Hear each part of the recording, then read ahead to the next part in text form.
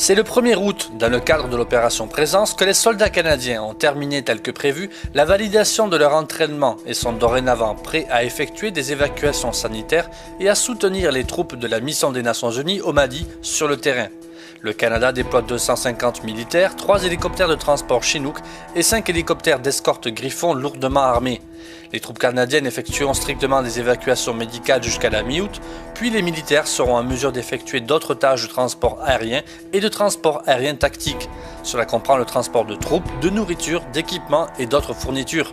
Les soldats canadiens débutent leur mission alors que la communauté internationale présente militairement, non seulement avec les casques bleus de la MINUSMA, mais aussi avec la force française Barkhane, attend une relance de l'accord de paix signé en 2015.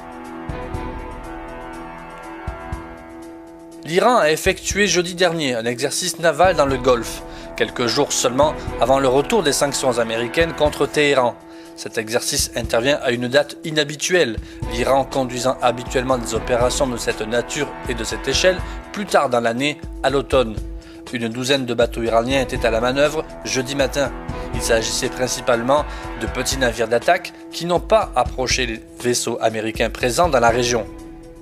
Le Congrès américain a approuvé mercredi dernier à une nette majorité un budget de 716,3 milliards de dollars pour le Pentagone, accélérant les dépenses militaires et renforçant la posture des États-Unis face à la Russie, tout en évitant de fâcher Donald Trump, qui doit maintenant le ratifier. Le Sénat a approuvé la loi sur le budget de la défense 2019 par 87 voix contre 10, une semaine après son approbation par 359 voix contre 54 à la Chambre des représentants.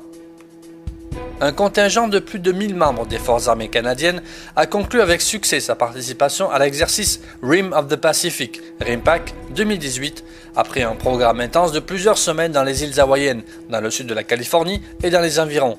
En plus de son personnel, les forces armées canadiennes ont envoyé 5 navires et un aéronef de patrouille maritime CP-140. Du 27 juin au 2 août, les forces ont opéré aux côtés d'environ 25 000 militaires de 24 autres pays, ainsi que de plus de 200 aéronefs et 50 navires et sous-marins. RIMPAC est le plus grand exercice maritime au monde. Le Canada, l'Australie et les États-Unis ont participé à toutes les éditions depuis la création en 1971. La Marine royale canadienne était représentée par les NCSM Vancouver, Ottawa, Whitehorse et Yellowknife, ainsi que par le pétrolier ravitailleur d'escadre MV Asterix, dont c'était la première sortie opérationnelle. Un double attentat suicide perpétré par des kamikazes dissimulés sous des burqas dans une mosquée chiite à l'heure de la prière a fait au moins 35 morts et plus de 80 blessés dans une province reculée de l'est de l'Afghanistan. Les kamikazes déguisés en femmes ont fait irruption dans l'édifice à Gardez, dans la province de Paktia, près de la frontière pakistanaise, et ont ouvert le feu sur les croyants avant d'activer leur charge. Plusieurs hauts responsables américains, du patron des renseignements au directeur du FBI, ont sonné l'alarme, accusant la Russie de continuer ses tentatives pour affaiblir et diviser les États-Unis. L'un après l'autre, ils ont pris la parole devant les journalistes à la Maison-Blanche, un spectacle solennel contrastant avec celui de la conférence de presse du président américain aux côtés de son homologue russe le 16 juillet à Helsinki, suite à laquelle Donald Trump avait été critiqué de toutes parts pour s'être montré trop conciliant envers Vladimir Poutine.